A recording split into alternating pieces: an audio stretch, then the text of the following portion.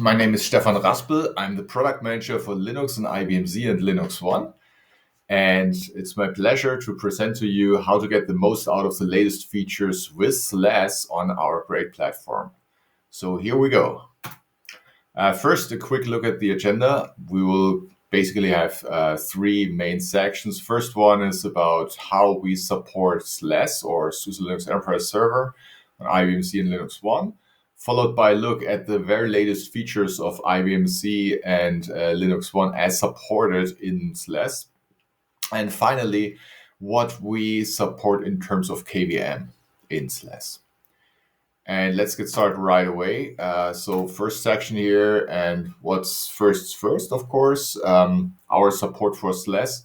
So we have been bringing or supporting SLES on our platform pretty much forever since we brought Linux onto the platform.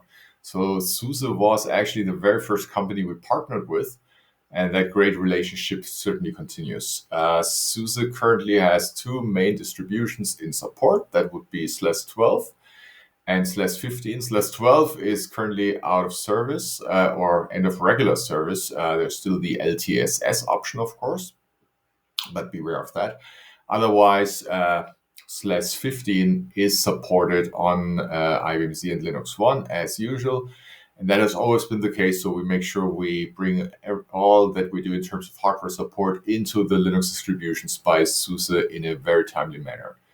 Of course, make sure to update your Linux distributions on a regular basis, as it says here on the lower left. Make sure you apply the so-called main web updates all the time. And that is really important because we're very dedicated towards bringing top quality. And of course, that means shipping the odd bug fix and sometimes even minor security fixes as soon as available into Linux distributions. And to make sure that you can participate and profit from that, make sure you apply main web updates all the time. Now, as far as hardware certifications are concerned, we have a table which summarizes that. Reprinted here, I put the link into the respective presentation. And here you can see which Linux distribution by SUSE is supported on what hardware platform. And according to that, basically both SLES 12 and SLES 15 are both supported on our very latest hardware generations, while SLES 11, which is, by the way, outdated anyways, was only supported up to Z14. And whenever we bring our next hardware release later this year, this table will be updated. You can tell from that which version is still supported there. Now, going on to the latest IBM Z and LinuxONE features. First off, and we feel this is kind of important because there's not so many people really talking about this, 32-bit support. You might have been thinking that this is basically all done. However, with the advent of, for instance, containerized workloads, and also knowing that a lot of our clients really like to run their software on our platform because of its longevity, there is a chance that you might be using 32-bit code inadvertently still and might not have noticed that so far. So, of course, 32-bit distros are totally out of support by now. That was SLES 9 or earlier. And after that, we have gradually removed 32-bit support. First off, removing 32-bit user space and resorting to so-called compat packages only, and then went through various stages. However, with the advent of SLES 16, that marks the very last and final stage for our platform, at least, because we will be stripping out 32-bit support totally. This means there's no way to still run any 32-bit code on SLES 16 on our platform anymore. Now, what does it mean? First off, even if you're statically linking code in a 32-bit program, that doesn't protect you. This will still not work because the backend, which would be required to support 32-bit distributions or 32-bit code, is not available in SLES 16 anymore, and therefore the applications won't work.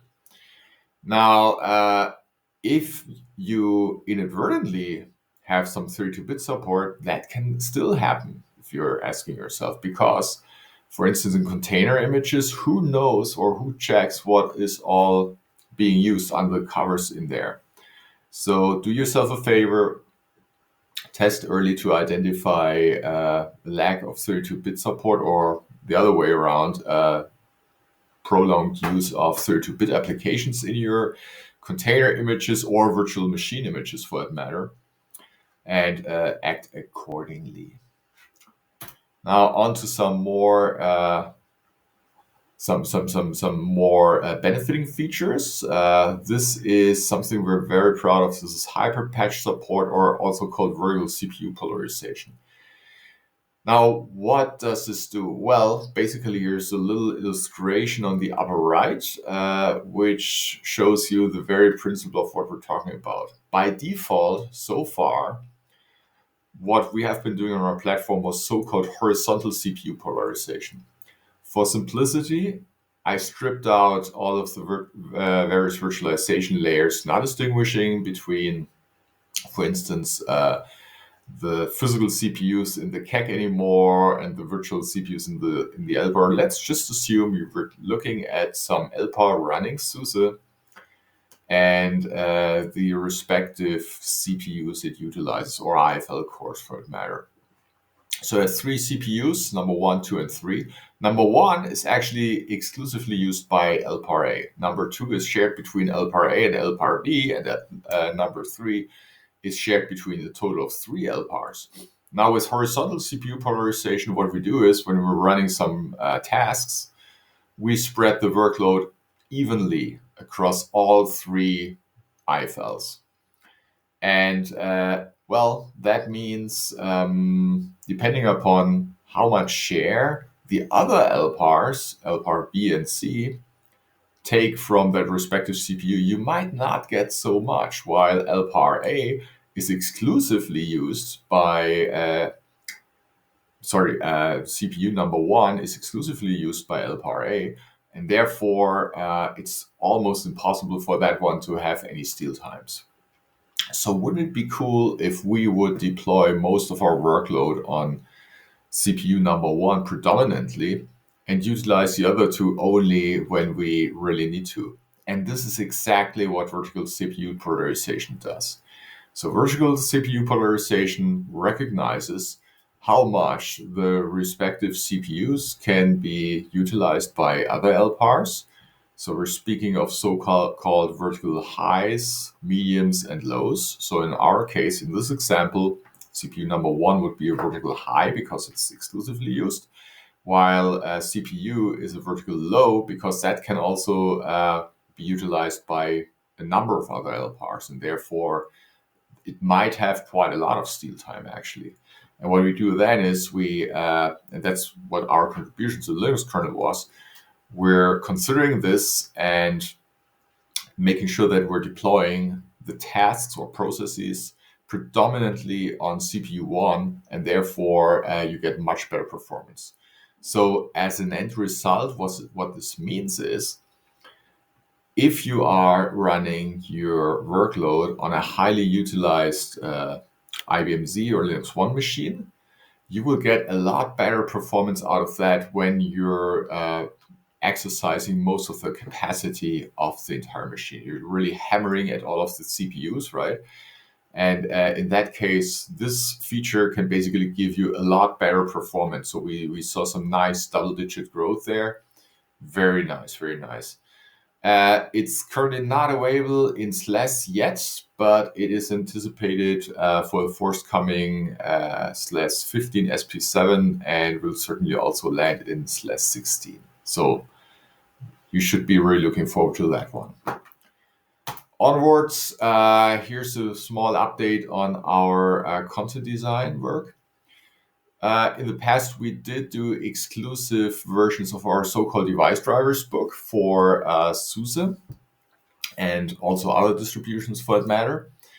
And well, what we're now doing is we're basically consolidating everything on a single version of the device drivers book, which is reflecting upstream. But to make sure you still get a good impression of what's coming with the latest service pack, for instance, that you're running, If you look into the respective section of the device drivers book, here at the end, there's a so-called distribution information, and that will outline the Linux features which are exclusive to a certain Linux distribution, like in this example for SLES 15 SP16. And therefore, you can still make the connection and look up in the respective chapters what's good in there and how to take advantage of it. Now, another nice feature we did was the installation assistant. So this is more in terms of usability. If you have installed Linux or more specifically SLES in the past in an LPAR, doing so is not a lot of fun. It's a quite complicated process in which, as part of that, you have to come up and write so-called parameter files, which are its own syntax. So there's always a chance you might do a typo, and then you're in for some lengthy, fix the typo, retry, see what's wrong now, and so on loops. Not a lot of fun. So what we did was we put together an installation assistant where you just click through a dialog, and it ultimately spills out a perfectly valid machine-generated parameter file, which you can readily use for deploying Linux or more specifically SLES in an LPAR. Very nice. It's readily available at no charge at GitHub. Link is at the bottom left of the page. So you might just head over and check it out.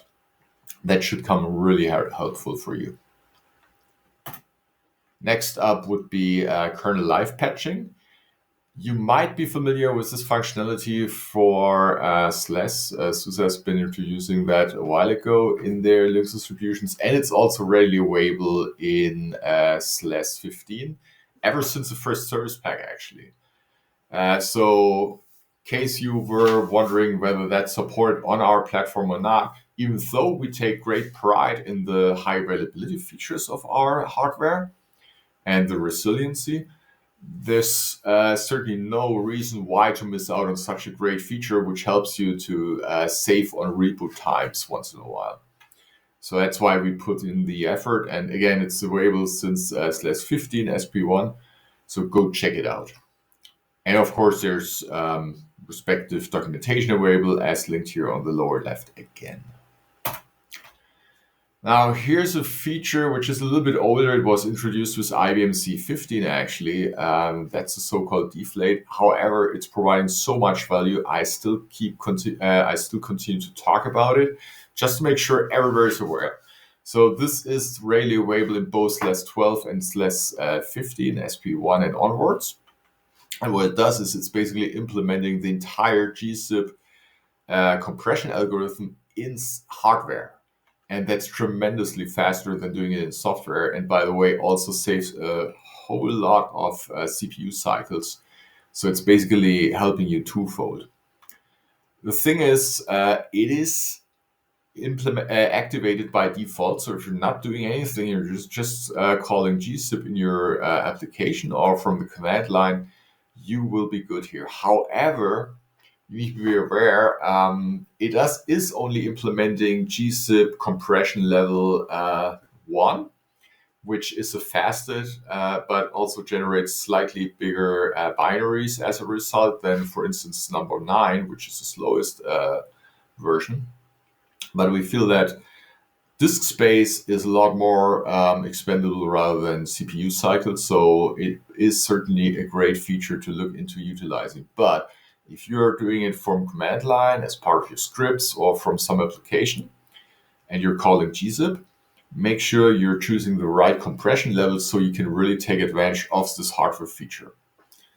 Again, performance can be tremendous, so we had some really nice clients showcases which were illustrating how much value it provides to them, and they were very happy with this feature. Now onwards, secure boot for ECKD DASD. That is something we have been working on for a while. What it does is basically enables firmware to verify that the SLES version you're about to boot is actually a legitimate version of SUSE as cryptographically signed by SUSE itself. And that support was introduced starting with SLES 15 SP5. However, in the current service pack for SLES 15 SP6, we also introduced support for reboot and dump. So we continue to work on closing the loop here.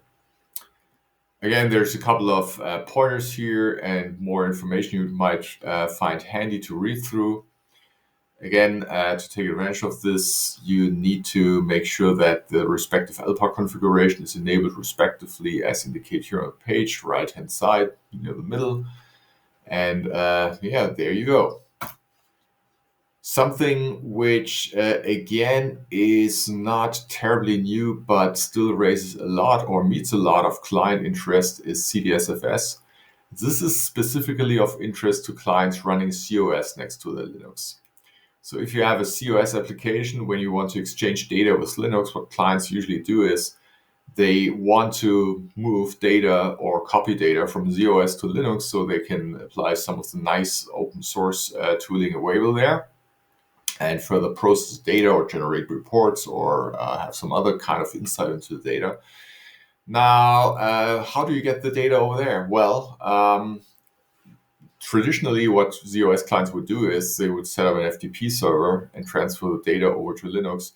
What that means is ZOS has to do quite a bit of work. It has to read the data from the disk. It has to spend a couple of cycles running the FTP server. It has to spend more cycles sending the data to the networking adapter, say it over to Linux. And on Linux side, you have to do it all over again. Now with CDSFS, what you can do is you can simply mount the respective DASD volume in Linux and access the data directly. That means that COS will not have to spend a single cycle when making the data available to Linux. The flip side, of course, is that COS thereby also doesn't really notice what data or when Linux accesses the data, which means you might want to make sure that this is really okay, that only the Linux instances which you trust and intend to share data with have access to the respective DASD volume, put in respective access controls and so on and so forth. But if that is all met, this can provide a hell of, a lot of good value for you. Now, here is a statement of direction which we put out together with our the announcement of our previous hardware generation, which was IBM Z16 and LinuxONE 4.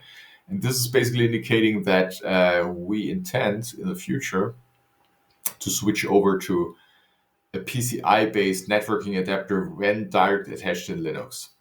Now, what does this mean? Well, in Linux, you have a couple of different options to attach a networking adapter. What a lot of our clients do, especially when they're running CVM, is they set up a so-called virtual switch and attach a network adapter there, like an OSI Express card. This is not what we're talking about. This will remain unmodified. CVM will do its own thing. However, if you are either running Linux in LPAR and have a network adapter attached, or if you are running Linux under CVM as a guest and direct attach a networking adapter rather than attaching to a vSwitch, then we're talking here. And what we're saying is the OSI Express card we intend to shift away from and rather adopt a PCI-based networking card, not a channel device like OSI Express, and utilize that for networking connectivity. Now, what is such a PCI-based networking device? That would be Rocky Express, right? That's readily available for a couple of generations. It was first introduced in C13 and has shown a tremendous amount of good benefits, which we'll check out in the next page. However, if you want to know a little bit more, there's 2 pointers here at the bottom of the page, which gives you some nice materials to read through, which you might hopefully find interesting. Also, in case you're wondering, this does not really mean that we're totally diverging from or making a fork in the road, so to speak. Or let me phrase it slightly differently.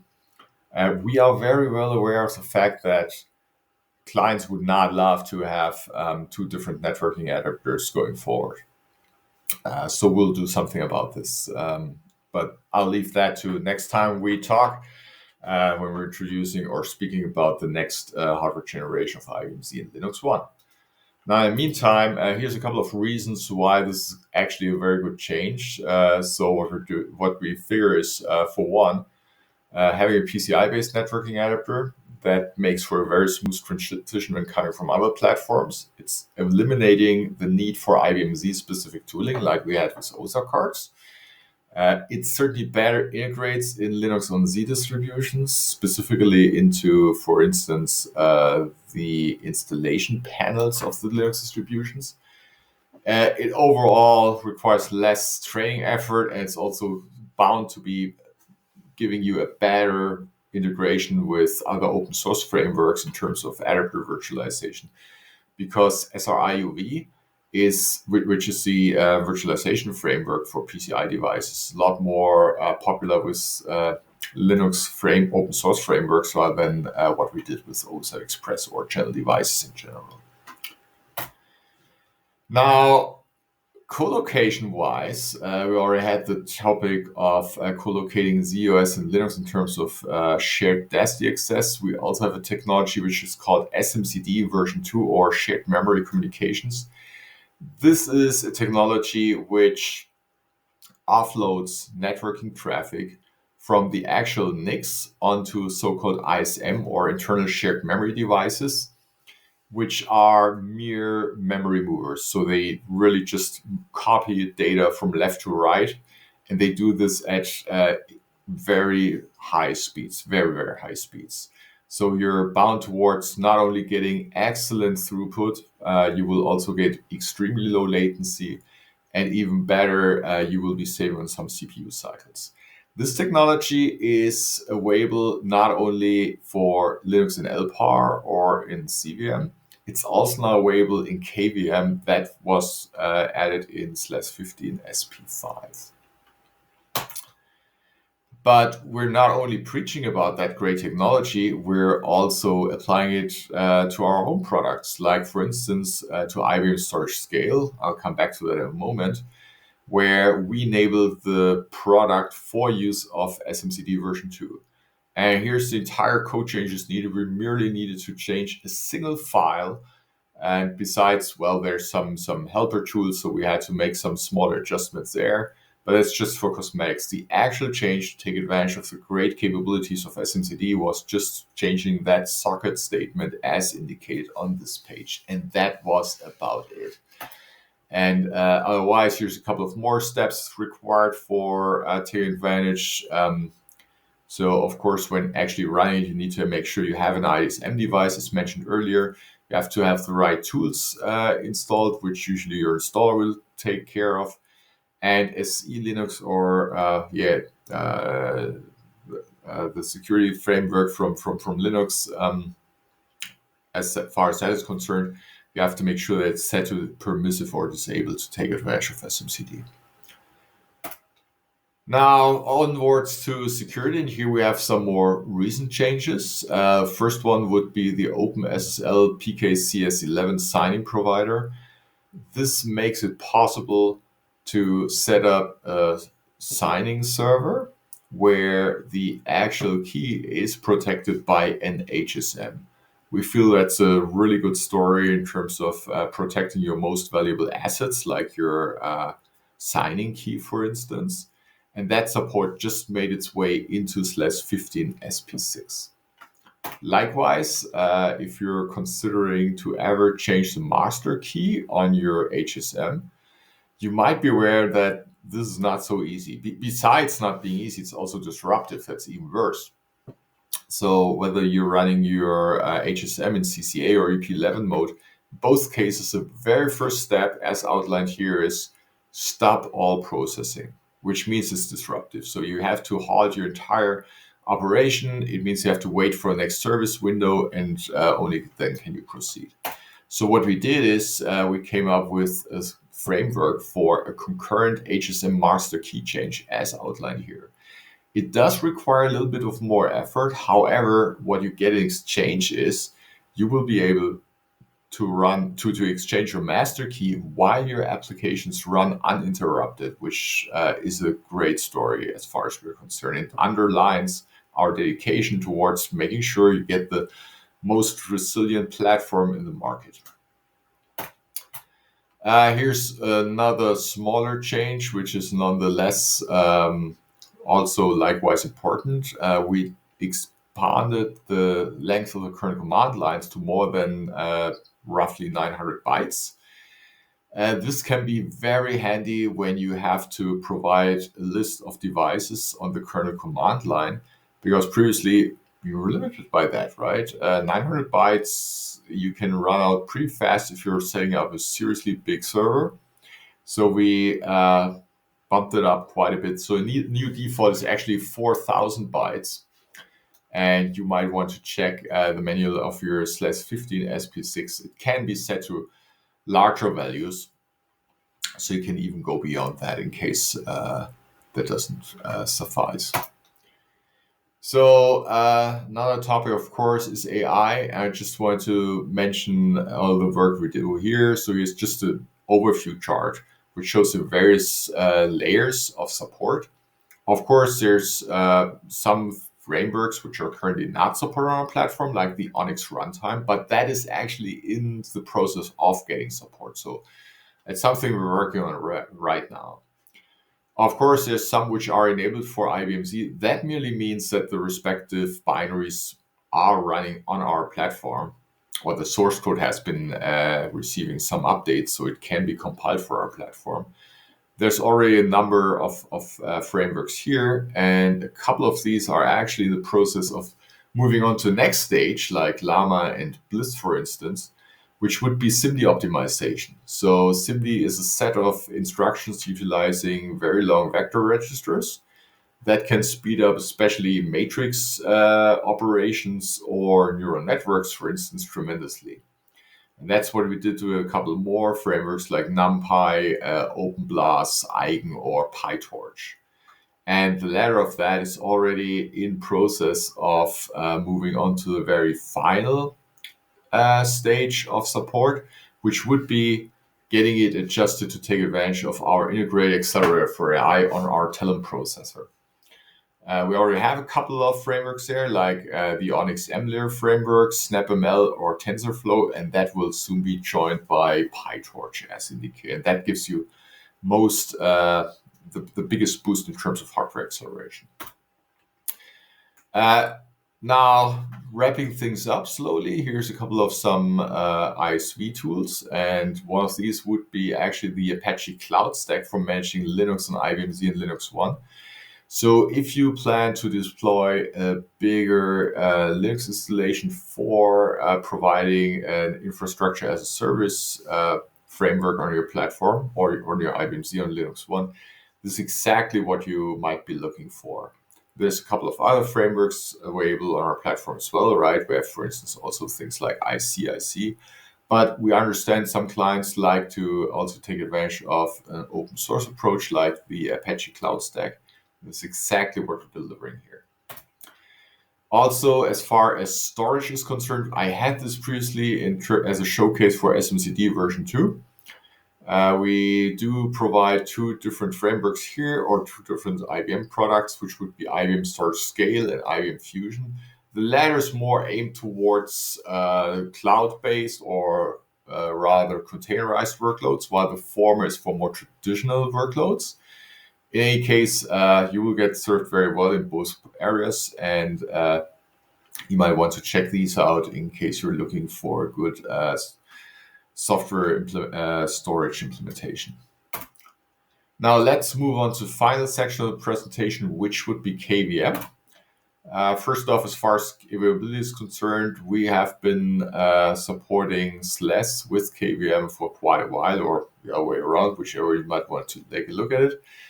So both SLES 15 and SLES 12 are both supporting KVM. And good thing is SUSE is doing a really fine job at consistently updating the respective packages, which mostly benefit KVM, which would be, of course, a kernel, but also QEMU and libvirt. We do have some more recent documentation available, which is linked here. So in November 2022, we received the latest update of our virtual server management book. And that has some nice, hopefully helpful hints and tips and other advice on what to take advantage of when considering our platform. Also, a note of general advice or piece of general advice would be when you're deploying KVM on our platform, make sure you select the right CPU model. We recommend the host model, which is a great compromise between best performance or taking advantage of most hardware features while still maintaining migration safety. If you know you're not doing any live migration and you're pretty sure this will definitely never happen, you might go for something like host pass-through. But if there's even just a slight chance, we definitely recommend to go for a host model because this is, in contrast to host pass-through, the one which will protect you against any faults during the live guest migration. Otherwise, your guest will be coming down, crashing and burning, which isn't so great.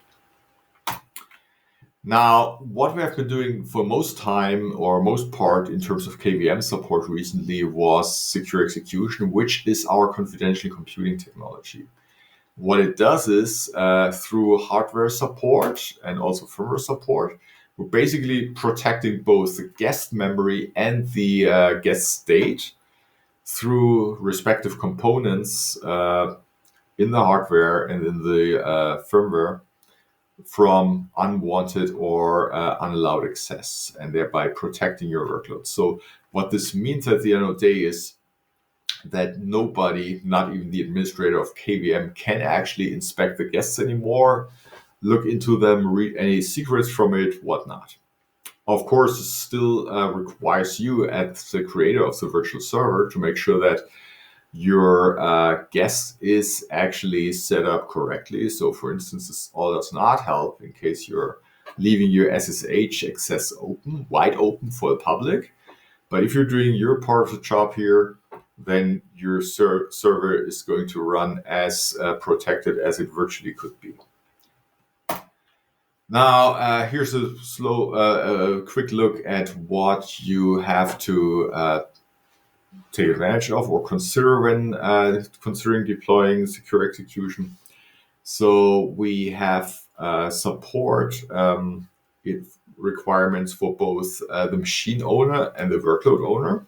So machine owner needs to run at least SLES 15 SP2, while the workload could actually also be deployed on a SLES 12 server. That would also be a possibility here. Now, what we did in most recent years in terms of support was, for one, we added secure execution attestation support, which is a framework which allows you to verify whether the virtual server running is actually the one you were intending to deploy. Because what you need to realize here is that when you're deploying a virtual guest in secure execution, what you're doing is you're building an encrypted image for deployment on our platform. And that encrypted image should not be possible to tamper with in any shape or form. However, is the administrator of the platform really deploying your image, or is it something else? And this is basically what you're doing here. So we can use secure execution attestation to inquire or query your virtual server image for some so-called measurements, which then you can verify and thereby confirm that this virtual server is indeed the one you were intending to run. And that is the entire process, of course, is cryptographically protected. So this cannot be interfered in any shape or form. Likewise, we have support for secure dumps. So also if you're taking a secure dump, likewise would not be possible to interfere with that. Again, all cryptographically protected. So only the receiver of the dump or the party which is intended to look into the dump, which usually would be IBM, can actually open the dump and nobody else. And the very last feature, and this is the most recent one, Crypto Express support for secure execution. This now finally allows you to utilize a hardware security module inside a secure execution guest, which is not trivial because what we're doing here is also we're making sure that it can be verified that this HSM is actually the one you intend to use and not just a virtual one which some attacker is trying to make you use. So again, you can trust that when you can access the HSM inside your virtual guest, it is a legitimate one and not just a mere copy of a real one. So with that, we're pretty much at the end. So here's a couple of miscellaneous pointers towards who to contact and how to get in touch with us in case you have to, you want to get heard or give any feedback or ask for any features. This is how you do it. We're also running some blogs for both KVM and LinuxONE, which you might want to check out. Here's a couple of final references on our documentation. So it's great work we're doing with solution assurance. We also do webcasts on a regular basis, and the recordings are available as indicated here on the lower left. And with that, thank you so much for your attention and hope to see you on a conference, especially SUSECon, very soon. Thanks a lot.